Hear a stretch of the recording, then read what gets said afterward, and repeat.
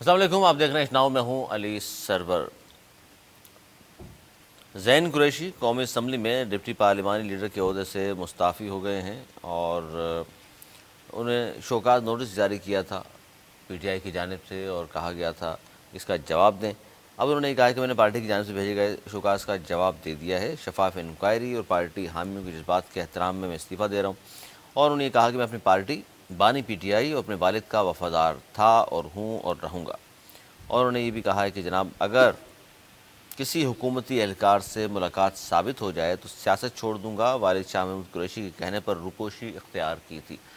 اب اس پر بہت زیادہ کرٹیسائز بھی ہو رہا تھا اور بار بار پی ٹی آئی کے بہت سارے رہنما سوال اٹھا رہے تھے کہ اگر والد صاحب کے کہنے پر، اول تو والد صاحب کا پیغام آپ تک پہنچا کیسے، کیونکہ ان سے ملاقات تو ہو نہیں رہی، تو اگر آپ نے روپوشی اختیار کر لی تھی تو پارٹی قیادت کو آگاہ کیا جانا چاہیے تھا، وہ بھی انہوں نے نہیں کیا۔ تو بہت سارے الزامات پھر ان پر کا ہے کہ ریزرو میں جو لوگ رکھے گئے تھے جنہوں نے ووٹ ڈالنا تھا، اگر ووٹ کم پڑے تو ان میں یہ بھی نام شامل تھا۔ تو یہ پورا پس منظر ہے اس خبر کا، اس پر ہم بات کریں گے۔ اور ہم بات یہ بھی کریں گے کہ آج مولانا فضل الرحمان صاحب نے کہا ہے کہ جی پی ٹی آئی قیادت کو ہم سے سیکھنا چاہیے۔ پی ٹی آئی کی جو ریلیف مل رہا ہے رہائیوں کی صورت میں، اس پر انہوں نے یہ کہا کہ جی اس پر میں کوئی بات نہیں کروں گا۔ اور جنرل الیکشن کا ایک بار پھر انہوں نے کہا کہ ہونے چاہیے آپ، اور یہ بھی کہا کہ میں اپوزیشن میں ہوں اور اپوزیشن میں ہی ہم بیٹھیں گے۔ اس کے علاوہ بہت ساری اور بھی اہم خبریں، لیکن ایک بہت ہی اہم خبر جس پہ سب سے پہلے ہمیں بات کرنی ہے وہ ہے جی 27 اکتوبر یوم سیاہ مقبوضہ جموں کشمیر کے حوالے سے 76 سال ہو گئے جب ظاہر بھارتی افواج نے، بلکہ بھارت نے اپنی افواج کے ذریعے غیر قانونی طور پر کشمیر پر قبضہ کیا تھا۔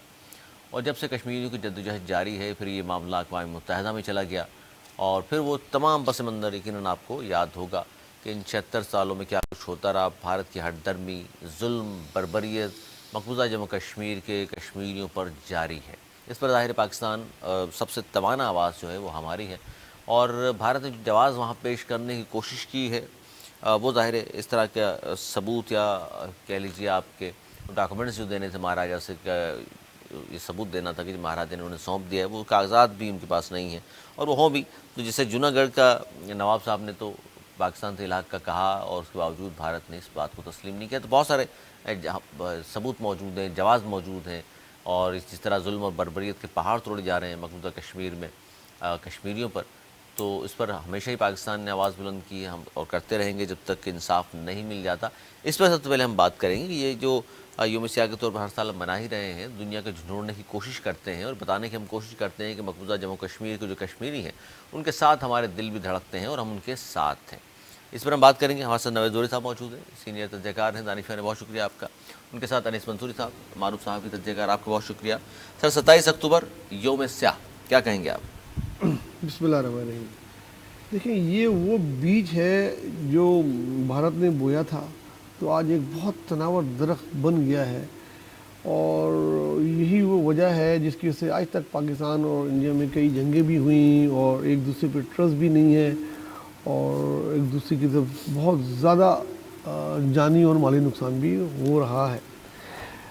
جب پاکستان بنا تھا تو یہ بات ڈیسائیڈ تھی کہ مسلم اکثریت والے علاقوں میں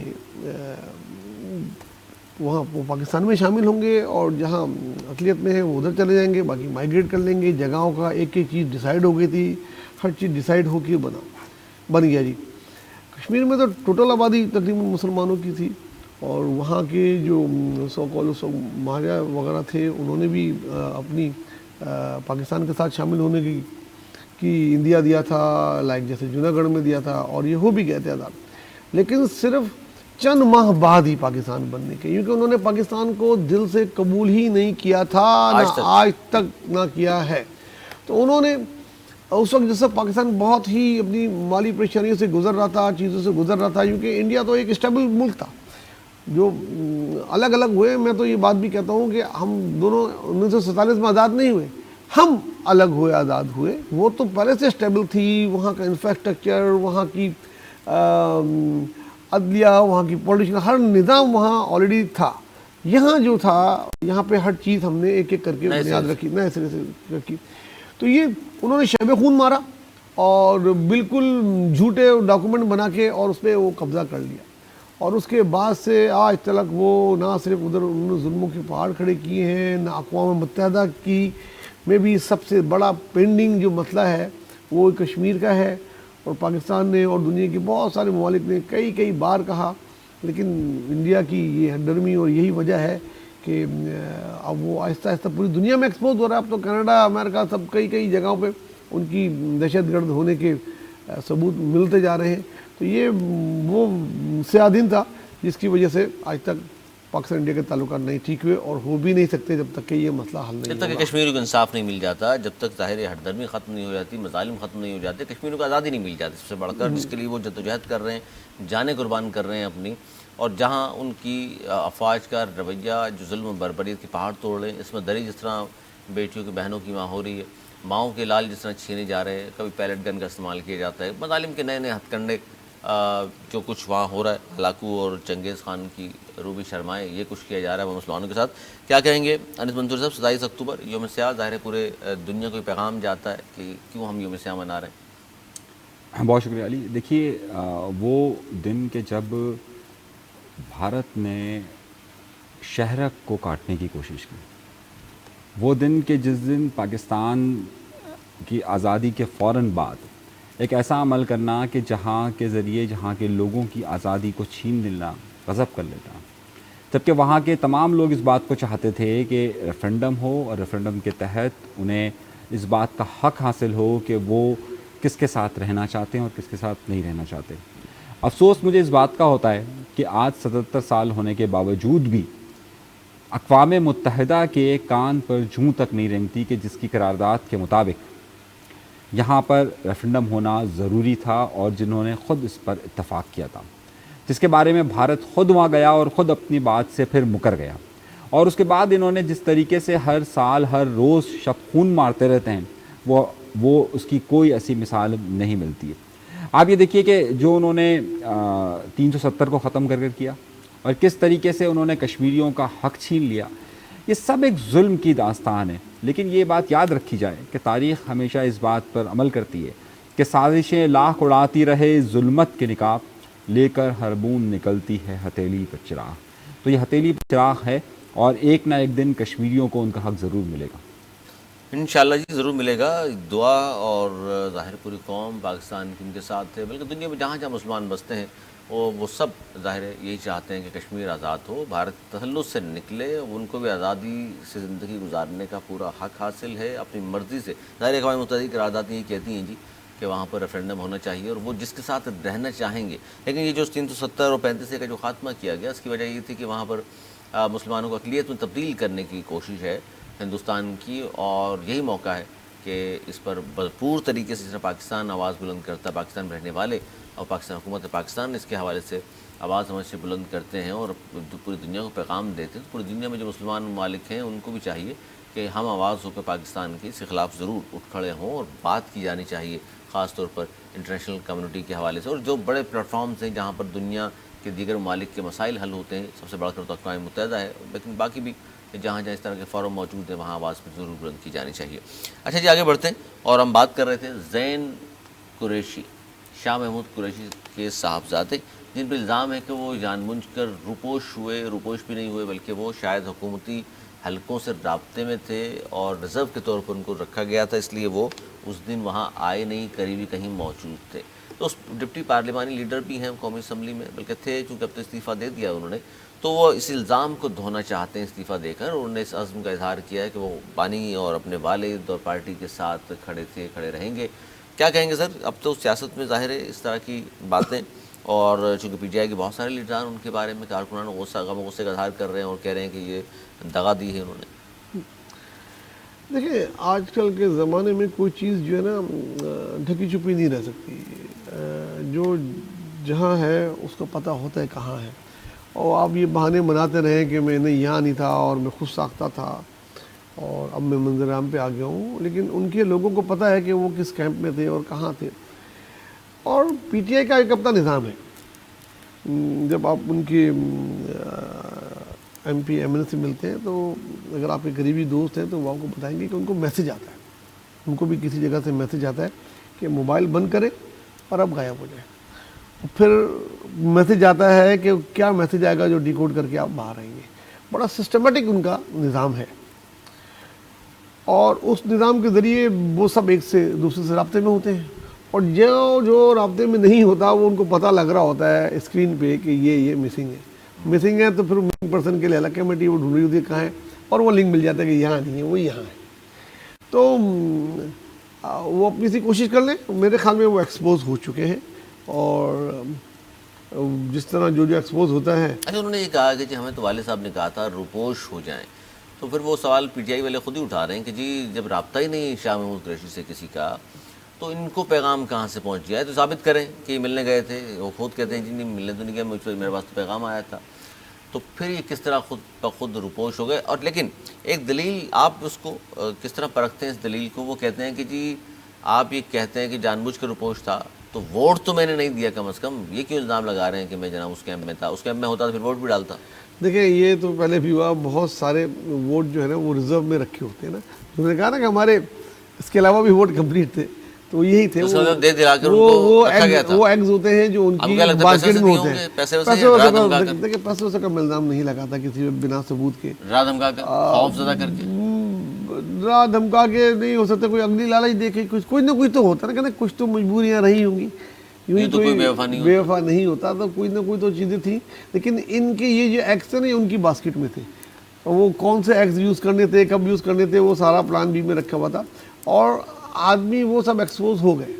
وہ الگ بات ہے کہ انہوں نے وہ کہتے ہیں ایک بڑا مشہور جملہ ہوتا ہے ساتھ میں کہ وہ ہر مرغی حلال نہیں کرتے اور کچھ کو سنبھال کے رکھتے ہیں.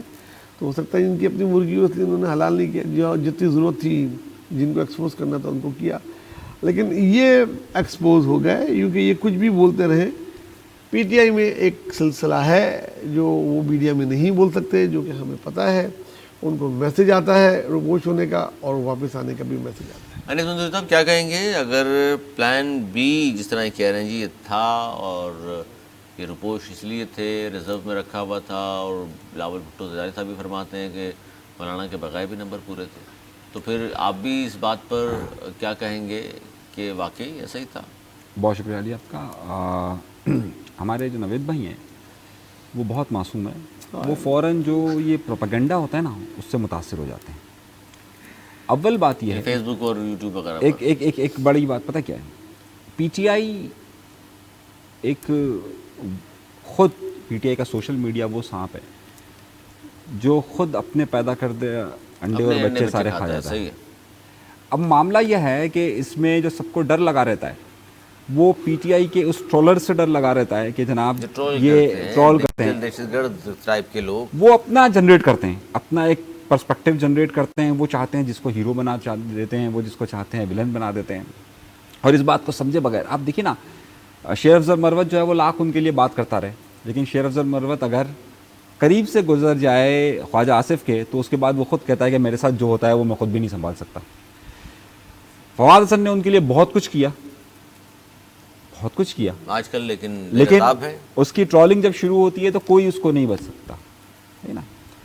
اب مسئلہ سارا یہ ہے کہ وہ لوگ حاوی ہو گئے ہیں, وہ پہلے سے ایک پرسیپشن بنا لیتے ہیں, اور جناب وہ پرسیپشن کو ایسا بنا دیتے ہیں. کہیں پر بھی کسی نے بھی اب تک کی جو رپورٹس ہے اس کے مطابق زین کو کسی نے بھی اسمبلی کے اندر نہیں دیکھا. سب لوگوں نے اس بات کہا کہ بھائی ہم نے نہیں دیکھا اس کو اسمبلی میں. ایک وہ صحافی کے جو اپنے آپ کو نیوٹرل کہتے ہیں, جس میں چاہے راز سید ہو, چاہے اسد طور وغیرہ ٹائپ کے لوگ ہوں, یا یہ جن کو جو اپنے آپ کو پی ٹی آئی سے علیحدہ رکھنے کی کوشش کرتے ہیں, یا پھر جو ہے وہ مطیع اللہ جان جیسے لوگ ہوں, یا پھر جو ہے وہ قیوم صدیقی جیسے لوگ ہوں, ان سب نے پہلے ٹویٹ ضرور کیا اور بعد میں انہوں نے معافی مانگی. انہوں نے کہا ہم نے نہیں دیکھا, ہم نے صرف سنا. اسمبلی میں نہیں, وہ پھر پی ٹی آئی والا بھی کہہ رہے ہیں ریزرو میں قریب ہی کہیں بٹھایا ہوا تھا, ایکس وائی زیڈ کہیں وہاں تو نہیں تھا نا. پہلے انہوں نے یہ چلایا کہ اسمبلی کے اندر 4th فلور پر موجود ہیں اور 4th فلور سے یہ سارے معاملات ہو رہے ہیں. میرا کہنے کا مقصد اول یہ ہے کہ دیکھیے یہ جو ٹرولرز ہیں, یہ جو روسٹنگ کرتے ہیں, یہ اس پر حاوی ہو چکے ہیں, اور یہ حاوی ہونے کا اثر آپ کو وہی آپ کو نظر آتا ہے جو پروپیگنڈا ہوا ہو, اور یہ ابھی آپ کو آئندہ دنوں کے اندر نظر آئے گا. آپ دیکھیے کہ بشریٰ بیگم کے متعلق کیا کہنا شروع کر رہے ہیں لوگ. اگلے چند دنوں کے اندر آپ دیکھیے گا کہ بشریٰ بیگم کے ساتھ خود ان کی عمران خان کی بہنوں کے ساتھ کیا کرنے والے ہیں, یہ بھی سے نظر آ رہا ہے. अगले चंद दिनों के अंदर उसके मुतालिक क्या क्या इल्ज़ामात आयद करेंगे और रही ख़ास लॉबी ट्रोलिंग और वो प्रोपेगेंडा का हम शिकार हो जाएंगे। हाँ यार ये डील हुई होगी, ये मामलात हुए होंगे, इस तरीके से हुए होंगे, इस तरीके नहीं से फिर आप तो इसके हक में हैं कि जो ज़ैन कुरैशी कह रहे हैं वो सही है। नहीं मैं ये नहीं कह रहा। फिर आप क्या कह रहे फिर हैं? आप क्या कह फिर रहे हैं? आप क्या आप कह रहे हैं? ऐसा नहीं था तो यार, इसका इतनी मतलब है लंबी मैं क्या कह रहा हूँ? वाकई आपने रुपोश था। मैं क्या कह रहा हूँ? इतनी लंबी आप क्या कह देखिए रहे हैं? आपको खुद नहीं पता आप क्या कह रहे हैं। हकाइक को छुपाकर सिर्फ ज़ैन कुरैशी नहीं है। नहीं नहीं, और ज़ैन की बात हो रही है। ज़ैन कुरैशी नहीं है। ज़ैन कह रहा है जी हाँ मैं रुपोश इसलिए था, मेरे वालिद ने कहा था। अब आप आइए मुझे एक बात बताइए, आपने पीटीआई की तहरीक देखी, इमरान खान को रिहा करो रिहा करो रिहा करो रिहा करो, सुना? आपने कहा बुशरा बेगम को रिहा करो रिहा करो रिहा करो। आपने इनके शाह महमूद कुरैशी के लिए सुना कि रिहा नहीं करो? सुना, इसलिए मैं आपसे पूछ रहा हूँ। तो क्या वाकई तभी पिक तो गए मैं थे कह वो? रहा हूँ वो स्कैम में है। किस स्कीम में? उनके बाप को बिल्कुल इग्नोर कर दिया है, साइड कर दिया है, इसलिए वो इधर आ गए। नहीं ऐसा नहीं है, ऐसा नहीं है, ऐसा यानी डट के खड़ा है शाह महमूद देखिए कुरैशी। असल में लॉबिंग्स का झगड़ा है। अच्छा, मैं जो एक सिंपल बात करूं, इस वक्त जो लॉबी काम कर रही है, क्यों आप ये देखिए ना, इंतज़ार हुसैन पंजोता क्या नाम है उनका, यही नाम है ना, लापता है, पंजुता। लापता है, लेकिन पीटीआई का एक मखसूस ग्रुप उन्हें अपने अंदर से निकाल देता है। फैसल ज़ाहिर चौधरी के साथ जो हुआ वो भी अलग कहानी है, उन्होंने बात की थी उसकी। लेकिन इस मामले में आप इस तरफ हैं या उस तरफ हैं कि हाँ जी हुकूमत ने कहीं उठा के रख लिया था, या ये बेचारा खुद ही रुपो इसलिए थे कि यार कोई मसला ना हो जाए मेरे साथ? मैं समझता हूँ कि दोनों बातें गलत है। दूसरा नुक्ता सही है, पहला नुक्ता सही है। हुकूमत ने उठा लिया था। वो तो हुकूमत की तरफ से, नहीं तो पहला नुक्ता जो आपने कहा ना लेकिन कि इस तरफ से या उधर? नहीं वो अपनी मर्जी से गए थे, मैं कहना चाह रहा हूँ अपनी मर्जी से कहाँ गए? कहीं पे भी गए थे। मतलब वो ये लकीर के दोनों तरफ है भाई। पीटीआई से बगावत या गद्दारी नहीं की। कौन सी भाई ये PTI से? लकीर के दोनों तरफ। कौन सी पीटीआई से? नहीं जिसके सरबराह खान साहब हैं। हाँ मेरे भाई वही तो आपको मैं बताना चाह रहा हूँ कि इस वक्त जो पीटीआई बाहर काम कर रही थी उसमें ग्रुपिंग इतनी ज़्यादा है कि कौन सा ग्रुप किसके साथ है, कोई किसी के साथ ट्रस्ट करने के लिए तैयार नहीं है। मैं ये कह रहा हूँ कि ज़ैन जहाँ भी गए थे अपनी मर्जी से गए थे, अपनी मर्जी से गए थे, चाहे वो हुकूमत की तरफ हो चाहे पीटीआई की तरफ। मौलाना फजल रहमान साहब के हवाले से बात करते हैं जी। पीटीआई की आदत को हमसे सीखना चाहिए। पीटीआई की रिहाइयों की सूरत में जो रिलीफ मिल रहा है इस पर बात मैं नहीं करूँगा। एक मरतबा फिर उन्होंने दोहराया, गुज़श्ता रोज़ भी कहा था कि नए इलेक्शन होने चाहिए, जनरल इलेक्शन होने चाहिए। हल ये है पाकिस्तान में इस वक्त। और वो कह रहे हैं कि जो मुझ पर जो लोग ये बात कर रहे हैं कि कोई बरात मिलने जा रही हैं, कोई वजारतें ले रहा हूँ, गवर्नरशिप आ रही है, उसने कहा आज भी अपोजिशन में हूँ, अपोजिशन में ही रहूँगा। जनाब खुल के बात कीजिएगा। मैं तो सोच रहा हूँ नवाज शरीफ की बस खाली एक शेर पढ़ के इससे जान छुड़ा लूँ कि कुछ भी ना कहा और कह भी गए, और कहते कहते रहे। कुछ कहते कहते रह भी गए। मौलाना साहब ने मतलब सब कुछ कह दिया। मुझसे नहीं पूछना जो उनको रियायत वायत मिले, मैं उसमें तबसरा नहीं करूँगा। कैटेगोरिकली कहते कोई रियायत नहीं मिली। ये सब इत्तेफाक सीरीज़ जो मैंने कल बयान की थी उसका हिस्सा है जो हो रहा है। उनकी बहनों की रिहाई, बुशरा बीबी की रिहाई और जेल में मुलाकातें हो जाना और चीज़ें तो इत्तेफाकात हैं, वो कह देते हैं। उन्होंने कहा मैं इस पर जिक्र नहीं करूँगा। लेकिन वो कह रहे हैं नए इलेक्शन। और पीटीआई को हमसे सीखना चाहिए, वो क़यादत को सिखा हमसे रहे हैं। सीखना चाहिए। बात जो किस तरह सिखा की रहे जाती हैं, बात किस तरह है, की जा रही है वो डील तो मान नहीं रहे। आप कहते हैं कुछ लो और दो होता है, तो वो बता रहे लेकिन हैं अपने बारे में उन्होंने ये कहा कि अपोजिशन में था और रहूंगा। इसका मतलब लो और दो वाली कहानी नहीं है। आप जीरक सियासतदान हैं, वो इस एज में आ गए हैं, वो नवाब दादा हुकूमत में- नसरुल्लाह ये बनने जा रहे हैं पाकिस्तान में। देखें वो हुकूमत में आप बिलावल को कह रहे थे, बिलावल नहीं बन रहा। नहीं है, लेकिन हुकूमत में शामिल होना चाहते हैं। वो आपको बता रहे लगता है कि वो इस हैं पोजीशन में है कि शामिल नहीं करें इनको? वो उनकी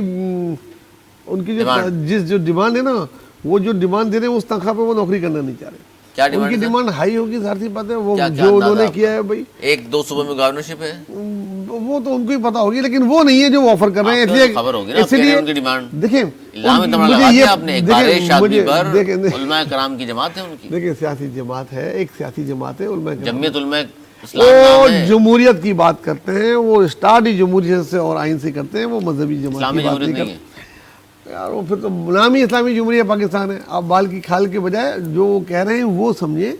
वो बोल रहे हैं कि भाई सिंपल में इस तनख्वाह पर नौकरी नहीं करूंगा और अगले इलेक्शन होने चाहिए,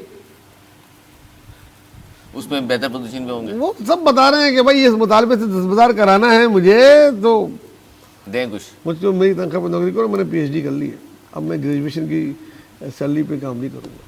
जनाब PhD आज इन्होंने कहा है, हालांकि एक ही शख्स है, ज़ाहिर साहब इनके बारे में कहा जाता है उनको समझने के लिए PhD, اور آج پتہ چلا کہ جی فضل الرحمان صاحب کو بھی تسلیم کر لیا آپ نے. انیس منظوری صاحب دیکھیے فضل الرحمان صاحب کو تو زرداری صاحب نے باقاعدہ خیبر پختونخوا کی اسمبلی کے اندر کھڑے ہو کر کہا تھا کہ میرے اگر کوئی سیاسی استاد ہے تو مولانا ہے.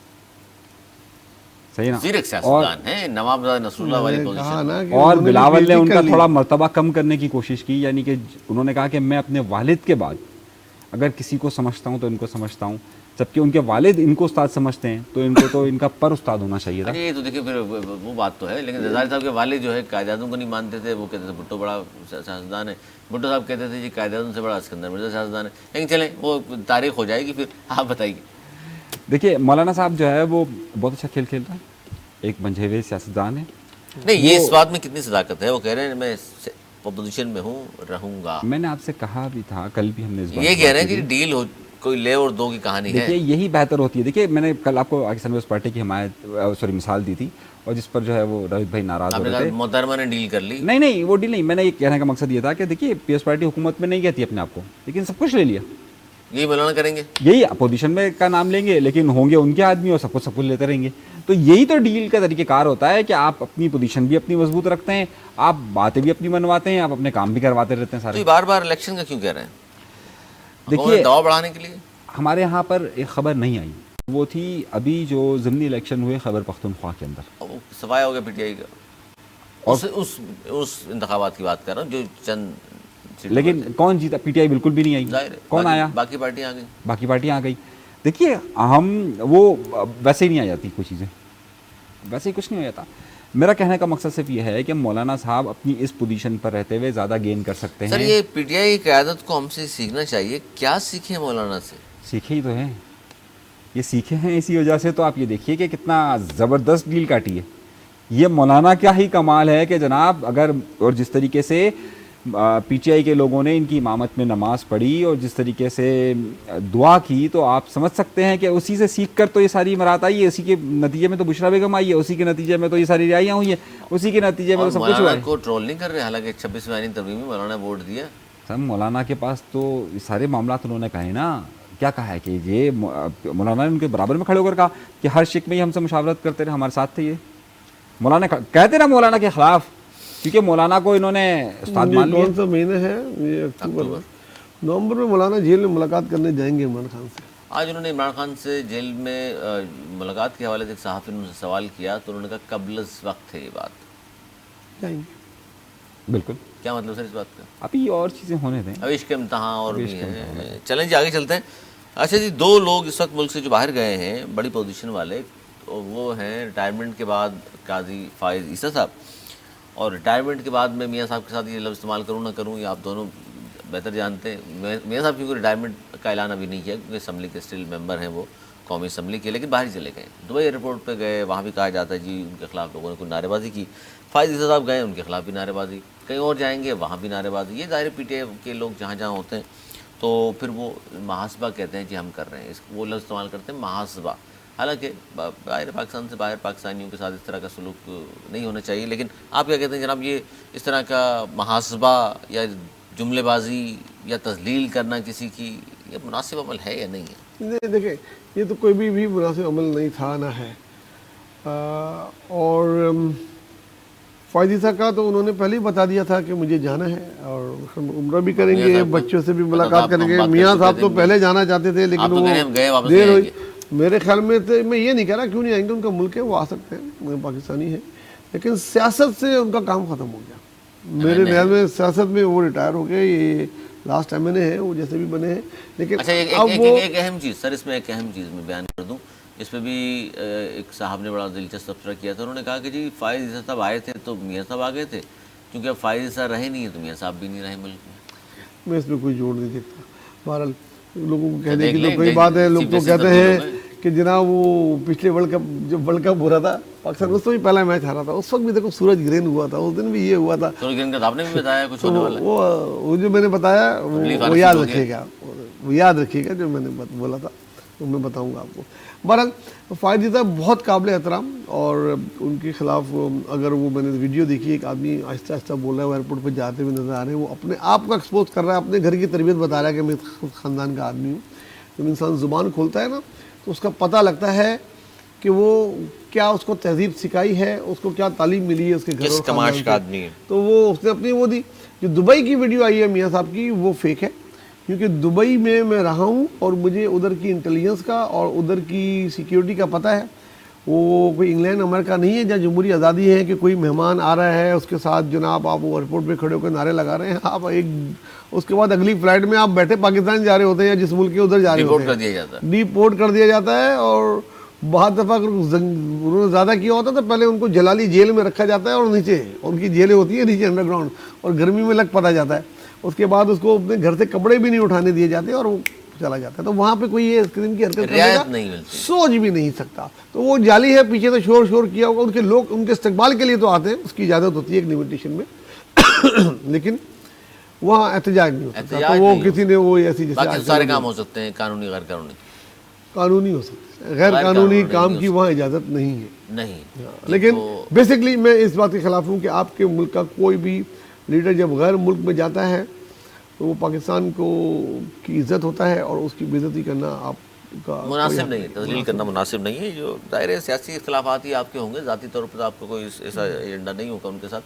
کیا کہیں گے تندوری صاحب؟ دیکھیے جسٹس قاضی فائز عیسیٰ صاحب کو تو جانا ہی تھا, وہ تو ایک طے تھا اور بہت پہلے سے آ رہا تھا. ان کا بھی تھا سر, میاں صاحب کا بھی. یہ تو ڈپینڈنسی تھی نا کہ یہ جب تک یہ نہیں آئے گی تب تک جو ہے وہ ڈپینڈنسی, جبکہ قاضی فائز عیسیٰ کے متعلق تھا کہ 25 کو چلے جائیں گے, 26 تاریخ کو ان کو ملک سے باہر جانا تھا. اچھا اب جہاں تک آپ یہ جوڑ رہے ہیں کہ جسٹس قاضی فائز عیسیٰ آئیں گے تو وہ آئے, تو وہ آئیں گے تو وہ تو گئے. میرا خیال ہے ایسا نہیں ہے, کیونکہ درمیان میں بھی ایک بار نواز شریف صاحب گئے تھے اور پھر فوراً واپس آ گئے تھے نا یہاں پر. ہاں تو یہ بھی واپس آ جائیں گے.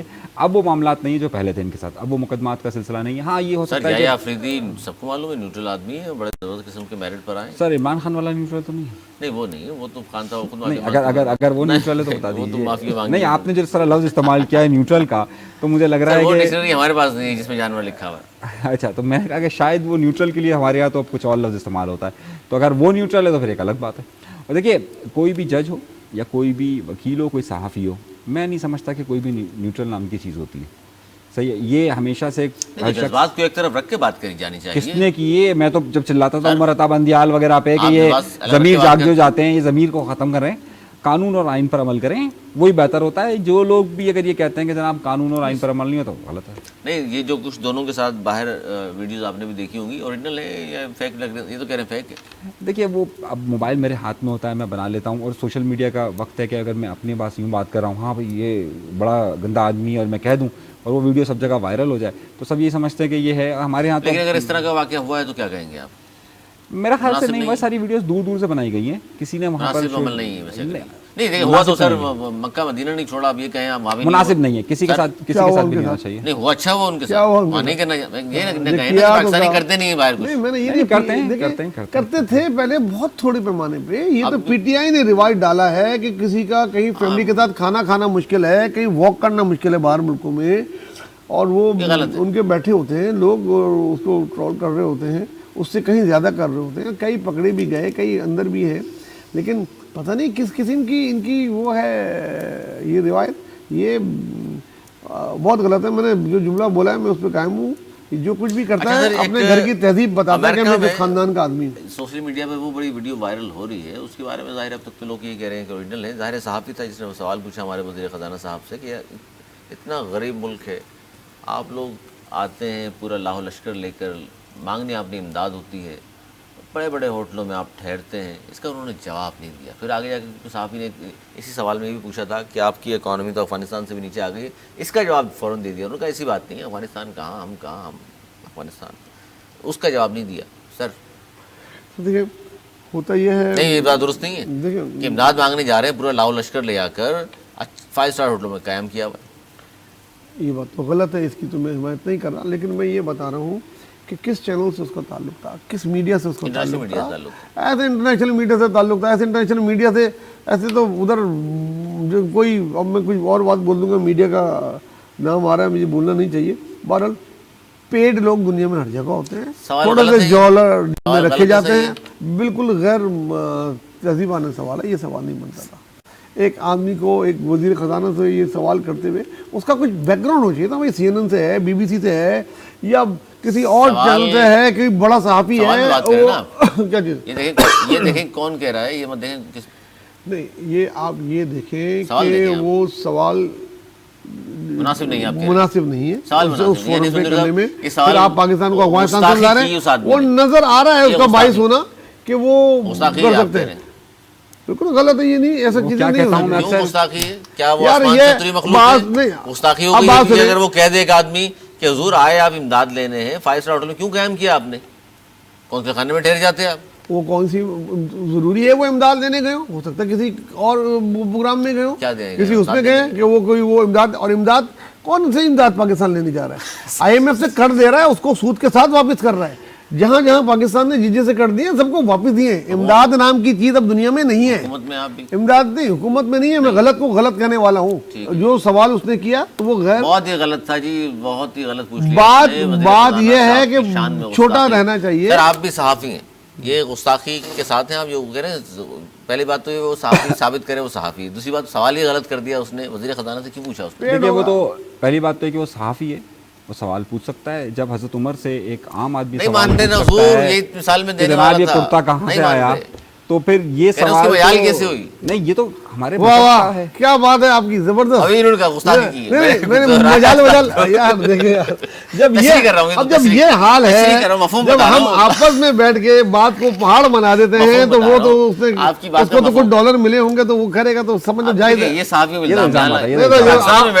مجھ پہ الزام لگائیں کہ میں نے بولا مجال ہے اس کی, تو میں اگر بول دوں تو پھر مقصد یہ تو وہی ہو گیا نا کہ ہم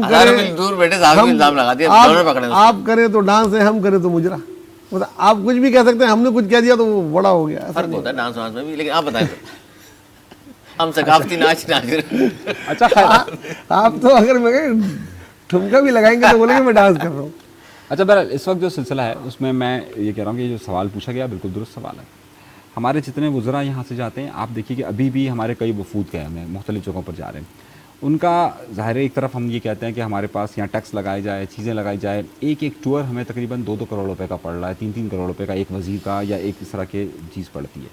اتنا کاسٹلی پڑنا, اور یہ سب چیزیں ظاہر ہیں کہ آپ 2 کروڑ 3 کروڑ روپے ایک وزٹ پر خرچ کر رہے ہیں, تو اس کا حساب ہونا چاہیے, اور بالکل ہونا چاہیے. سوال غلط نہیں ہے, بالکل سوال صحیح ہے. میں سمجھتا ہوں یہ صحافی نے پوچھا, میں سمجھتا ہوں ایک عام آدمی بھی پوچھ سکتا ہے پاکستان کے حکمرانوں سے کہ جناب جب یہ اسلامی جمہوریہ پاکستان ہے تو یہاں پر آپ یہ بتائیے کہ آپ یہ پیسے کس کی مدد میں خرچ کر رہے ہیں.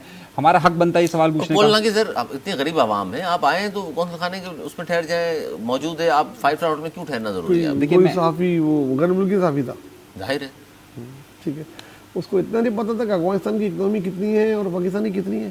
صحافی کو ایکسپورٹ نہیں پتا کہ اس کی کتنی ہے, امپورٹ نہیں پتا اس کی کتنی ہے, اس کو ٹیکس کا کلیکشن کا نہیں پتا, تو اس کو اس کی جب نالج کی اس کا بیس یہ ہے تو وہ کیوں پہلا حصہ مقصد پھر وہ غلط ہو گیا. وہ میں اکثر کہتا ہوں نا, کسی کو اپنے اعمال کا حساب کیا دیتے, سوال سارے ہی غلط تھے, جواب کیا دیتے. تو وہی بات کہہ رہے ہیں کہ آپ نے مثال بھی ڈانس کی سر, ہم نے ہو جو مالا کر لیں تو آپ کہیں گے یہ ڈانس کر لیا آپ نے, لٹی پالیں ہم تو آپ کہیں گے پاکستان میں بھی ڈانس. سر یہ تو ثقافتی چیز ہوتی ہے. بہرحال غلط کو تو غلط ہی کہہ رہے ہیں, غلط بولوں گا, غلط کو غلط کہیں گے آپ. چلیں جی ٹھیک ہے. اچھا اس وقت ایک انٹرنیشنل خبر شامل کریں, جو ایران پر حملہ ہوا ہے, اسرائیل کی جانب سے حملہ کہہ لیجیے اس کو.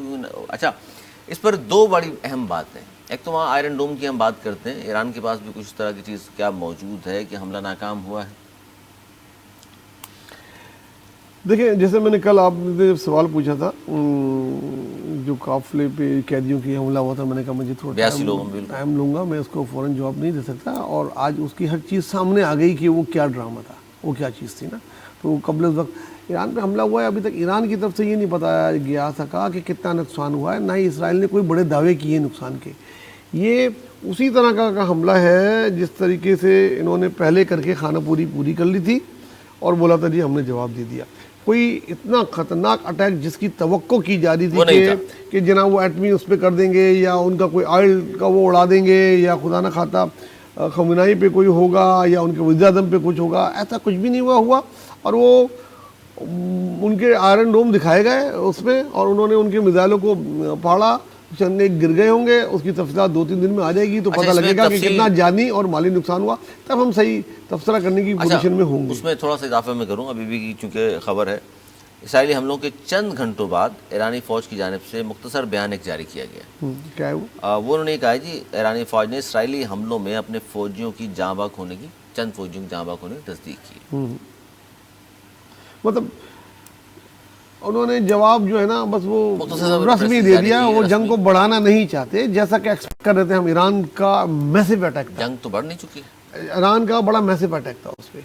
اس کے بعد توقع یہ ہو رہی تھی کہ 1 دن 2 دن 3 دن میں کریں گے, پھر جیسے جیسے دن گزرتے گئے تو انہوں نے کیا کہیں گے اس منظوری صاحب؟ دیکھیے سب سے پہلی بات یہ کہ آپ یہ کہہ رہے ہیں کہ ایران کا میسیو اٹیک تھا, تو ایران کے اٹیک پر اسرائیل نے کیا کہا کہ کتنے لوگ مرے تھے؟ 1 شخص. لیکن ان کا مالی نقصان بہت ہوا. 34 تو طیارے جو انہوں نے رپورٹ کر دیے تھے دیکھیے کہ نیکسٹ جنریشن طیارے, 2 فوجی اہلکاروں کے جاں باک ہونے کی تصدیق کی ہے ایران نے. میں آپ کو بتاتا ہوں. صحیح ہے, ایک تو بات یہ ہے کہ جب یہ اٹیک ہوا تو اس وقت یہ کہا گیا تھا کہ تل ابیب کے گرد ہمیں کوئی بھی نقصان نہیں ہوا, اور اس کے چند دنوں کے بعد یہ رپورٹس آئی کہ جو ویڈیوز بعد میں سیٹلائٹ ویڈیوز تھی وہ سامنے آئی. اول بات یہ ہے کہ سب سے پہلی بات امریکہ کی طرف سے اسرائیل کو اس بات پہ کہا گیا تھا کہ ایٹ لیسٹ 5 نومبر تک وہ ایران کی ایٹمی تنصیبات یا آئل ریفائنریز پر اٹیک نہ کرے, کیونکہ وہاں الیکشن اس سے بہت زیادہ متاثر ہو سکتا ہے, ایران کا فوری جواب آ سکتا ہے اور یہ ہو سکتا ہے. اس کے بعد یہ طے ہوا کہ جناب کون سی جگہوں پر بہتر اٹیک یہ کر سکتے ہیں یا کیا چیز کر سکتے ہیں. اس وقت جو اسرائیل کی طرف سے جو خبریں سامنے آ رہی ہیں, جو امریکہ کی طرف سے خبریں سامنے آ رہی ہیں, جو انٹرنیشنل میڈیا دے رہا ہے, اس میں یہ بات سامنے آ رہی ہے کہ جہاں پر ان کی ایران نے اپنی جو میزائل بنانے کی فیکٹریز ہیں وہ مختلف بڑی بڑی چٹانوں کے اندر, غاروں کے اندر بنائی ہوئی ہے, اور یہ 500 میٹر نیچے ہے یہ غار. اچھا, اب اطلاعات یہ موصول ہو رہی ہیں کہ وہ اصفہان ہو, تہران ہو یا دیگر جگہیں ہوں, ان جگہوں پر اٹیک کیا گیا ہے کہ جہاں میزائل اسٹوریج یا میزائل مینوفیکچرنگ انڈسٹریز تھی ان کی. یہ تقریباً 200 کے قریب جو ابھی تک رپورٹ ہوئے ہیں, 200 کے قریب میزائل داغے گئے. جہاں تک آپ نے بات کی آئرن ڈوم کی طرح کا کوئی سسٹم اس وقت ایران کے پاس اپنا پرسنل موجود نہیں ہے. میزائل حملے کو کہا جاتا ہے ناکام کیا. دیکھیے ابھی تک کی جو اطلاعات موصول ہو رہی ہیں, اور ایران کے اندر آزادانہ ذرائع سے انفارمیشن کا اس طرح کا سسٹم موجود نہیں ہے کہ آزادانہ کوئی خبر ہم تک آ سکے.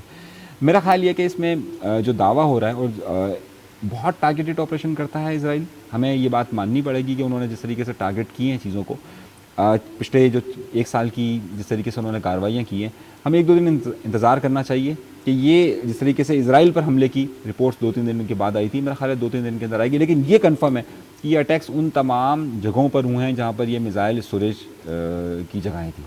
یہ نہ کسی آئل انڈسٹری پہ کیے گئے, نہ ہی کسی ایٹمی پلانٹ پر, نہ ہی کسی آبادی پر کیے گئے. یہ ابھی تک کنفرمیشن آئی ہے. اب اس میں کتنا نقصان ہوا ہے یہ چند دنوں میں معلوم ہوگا. اچھا, چند دنوں بعد معلوم ہوگا. اب ایک خبر کھیل کے میدان سے شامل کریں گے, جہاں پاکستان نے بہت ہی زبردست قسم کا مظاہرہ کیا. خاص طور پر بالر سے ہم بات کر رہے ہیں, اسپنرز کی, ساجد اور نعمان کی بہت ہی عمدہ بالنگ کا مظاہرہ انہوں نے کیا, اور تکنیک کا ناچ نچا دیا انہوں نے انگلش بلے بازوں کو, اور کسی بھی طور پر ٹھہرنے نہیں دیا, وکٹ پر زیادہ دیر قیام کرنے نہیں دیا, اور چلتا کرتے رہے ان کو بار بار. اور پاکستان بالآخر 9 وکٹوں سے فتح یاب ہوا اور اس سیریز جیتنے میں کامیاب ہو گیا. اور ساجد ظاہر بہترین کھلاڑی قرار پائے اس سیریز کے, اور پاکستان بہت عرصے کے بعد ظاہر قوم کو خوشخبری ملی ہے. ورنہ ہم یہیں بیٹھ کر بات کر رہے تھے جی محسن نقوی صاحب نے کہا تھا سرجری, اور سرجری کر دی انہوں نے, نظر نہیں آ رہے. لیکن اب سلیکشن کمیٹی کی تھوڑی سی تبدیلی سے کچھ چینجنگ ضرور آئی ہے. دیکھیے بہت اچھا دن, اور آج خوشی دوبالا ہو گئی جب ایک طرف پاکستان بہت عرصے بعد ایک سیریز کرکٹ کی جیتا اپنے ملک میں, اور انڈیا بہت عرصے بعد اپنے ہی ملک میں نیوزی لینڈ سے ہارا بڑا گندا. اور دن بھی کشمیر کا, تو ہمیں ایک اندر سے جو خوشی ہوتی ہے نا پاکستان کی جیتنے کی خوشی, تو خوشی پہ جتنے کہ وہ اوپر سے کریم ملائی اوپر سے آ گئی کہ انڈیا کی ہار, وہ بھی ان کی بھی بیٹنگ لائن کے بڑے بڑے بت گر گئے, تو خوشی دوبالا ہو گئی. بہترین نعمان اور ساجد کی جوڑی, اور انہوں نے سب کے منہ بند کر دیا تھا, کہ سب کو منہ بند کر دیا, کوئی کہتا بڈھا ہو گیا, کوئی 36 سال کا ہی ہے. بیٹنگ میں بھی انہوں نے کر کے دکھایا, 40 اور 48 رن دونوں نے, اور بولنگ میں 40 کھلاڑی 2 اننگ میں بیٹنگ کرتے ہیں, 39 رن دونوں نے مل کے آؤٹ کیے. یہ بھی ایک ریکارڈ ہے. اور جو اوور تھے میکسیمم میرے خیال میں 16 یا 17 اوور کے علاوہ باقی سارے اوور بھی ان دونوں نے کیے دونوں اننگ میں. تو یہ بہت بڑا ایک وہ کاش کہ سیم آؤٹ نہیں ہوتا تو 10 وکٹ سے جیتتے. وہ ہزاریں خواہش ایسی مگر ایک زمانے میں جس طرح مشتاق احمد اور ثقلین مشتاق ہوا کرتے تھے, دونوں بالر ٹاپ کے بالر تھے پاکستان کے, اور بالکل ایسے ہی جوڑی مل گئی پاکستان کو. خدا کے واسطے ان کو رکھے, یہ نہیں ہو کہ دوستی یاری میں ان کو پھر فارغ کر دیں. اگلا ٹور کے لیے آج ہی سے خبریں آنی شروع ہو گئی ہیں. خیر اس پہ تبصرہ کل کریں گے کہ واپس ان تینوں کھلاڑیوں کو, چاروں کھلاڑیوں کو واپس لے لیا گیا ہے. لگتا نہیں آپ کو کہ ان کھلاڑیوں کی پرفارمنس تو چلے چھوڑ دیں, ورلڈ کلاس پلیئر ہیں, دوبارہ اچھی پرفارمنس ہمیں امیدیں کر لیں گے, لیکن ان کی وجہ سے سیاست شروع ہو جاتی ہے ٹیم میں. اب وہ دیکھیں سیاست پہ تو میں ابھی نہیں جاؤں گا. ون ڈے کی ٹیم الگ ہوتی ہے, ٹیسٹ کی ٹیم ہوتی ہے. اس میں سے بہت سارے کھلاڑی ٹیسٹ ٹیم میں نہیں ہوں گے.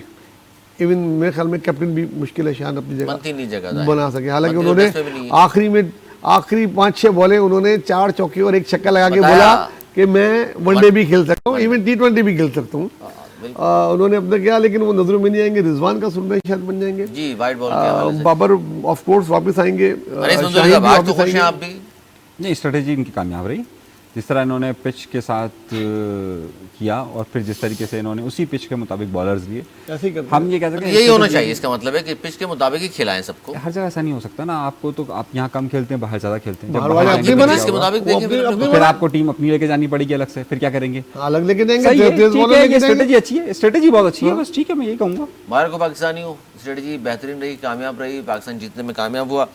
اچھا جی, کھیل کے میدان کے بعد ہم انٹرٹینمنٹ کی بات کر لیں. کرن جوہر بہت بڑے پروڈیوسر ہیں, ہندوستان کی فلم بناتے رہے ہیں, بہت ساری بڑی بڑی فلمیں بنائی انہوں نے.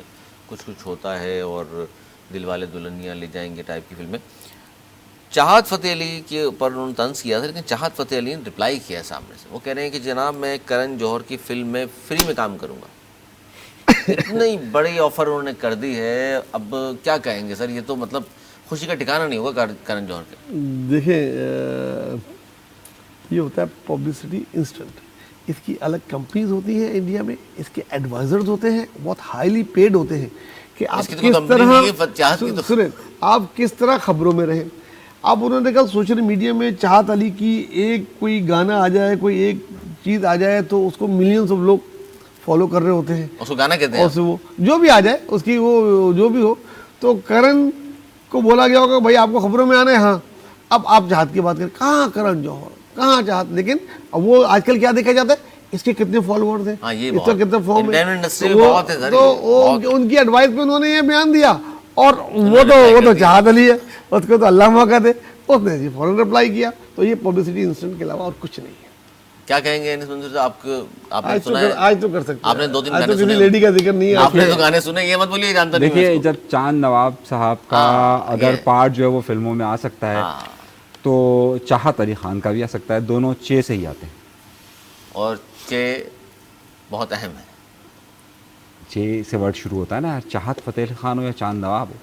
صحیح نہیں, اتنی بڑی آفر کر دی انہوں نے کہ فری میں کام کروں گا. وہ ہو سکتی ہے نا بھائی, بجائے چاہت فتح علی فری میں کام کر رہے ہیں. کرن جوہر, مطلب کرن جوہر کی خوشی کا اس وقت ٹھکانہ نہیں, آپ سمجھ سکتے ہو. ہاں بالکل, اتنی بڑی سیلیبریٹی اگر انہیں مل جائے تو, اتنی بڑی سیلیبریٹی. ہاں, لوگ کم از کم سوشل میڈیا میں تو کافی ملینز لوگ اس کو دیکھ لیں گے. ایک کامیڈی رول دے دیں اس کو.